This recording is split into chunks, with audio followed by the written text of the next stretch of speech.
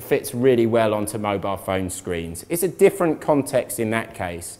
You've got some other really interesting things, like often ladies, sort of at the youngest end of the spectrum, want to read romantic novels, and it's embarrassing. So historically, if they open up a book, you're projecting what you're reading. It's like, hey, look at me, I'm reading romance. That's embarrassing.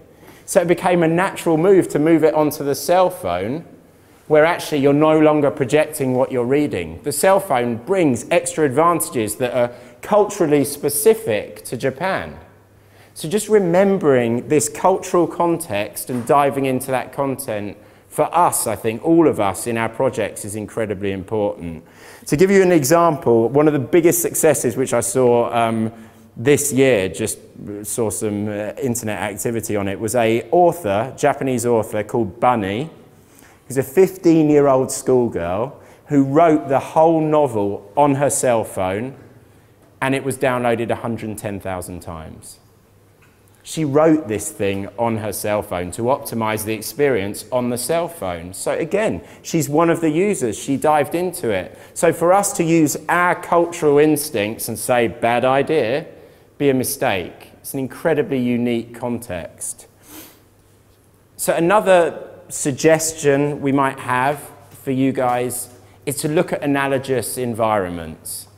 So we, in projects in the past where we're looking at emergency theatres for hospitals, have looked at things like NASCAR, because it's similar. It's a very high-stress environment. You have to have an incredibly fixed set of responsibilities across the board.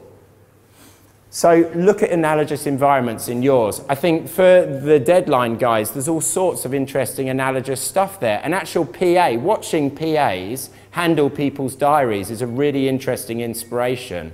For others, watching concierge. For Flock of Birds, there's other recommendation services that we can learn from. So look at analogous environments and you'll learn from them definitely. It can take you only an hour to disappear out of your office or studio or bedroom, and you just have a new insight. You see some new stuff, which is always going to be a good thing. The other one that I think is really, really useful is looking to extreme users. So as human beings, we have this sort of propensity to put everything on a bell curve, even if it's not true. I don't know if it's true in this case either. However, if you think about the outliers of any consumer segment, they can be very revealing. So using the deadline as a specific example, if you imagine that this spectrum in this context is time availability, you can look at the two extremes might be retired people with so much time they don't know what to do,